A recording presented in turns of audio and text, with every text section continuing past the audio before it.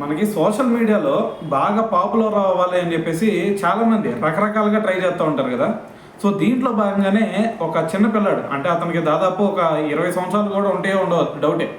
అయితే అతను ఏం చేశాడంటే ఏ విధంగా అయినా సరే మరి వైరల్ అవ్వాలని చెప్పేసి ఒక రీల్స్ పిచ్చితో ఒక రీల్ చేశాడు అనమాట. ఆ రీల్ ఏంటో తెలుసా? అతను పైన ఒక ఫ్లైఓవర్ ఉంది, కిందేమో రోడ్డు ఉంది. అయితే ఆ రోడ్డు మీద చెత్త బండి వెళ్తూ ఉందన్నమాట.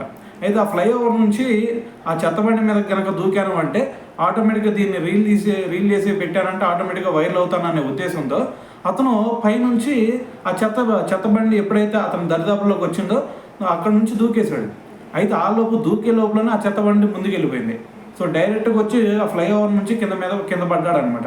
కింద పడిన తర్వాత ఇప్పుడు అతని వెన్నుముక విరిగిపోయింది. సో మరి ఒక రీల్ కోసం వైరల్ అవ్వాలనే ఉద్దేశంతో మరి వెనకమాల వెన్నుముక ఎరగొట్టుకున్నాడు. వెన్నుముక ఇరిగిందంటే సిచ్యువేషన్ ఎట్లుంటుందో తెలుసు కదా మీకు. సో మరి ఇటువంటి సిచ్యువేషన్స్ అంటే పాపులర్ అవ్వాలి అని చెప్పేసి ప్రాణాల మీద తెచ్చుకుంటే ఇంతకంటే దారుణమైన సిచ్యువేషన్ ఇంకోటి ఉండదనే చెప్పాలి.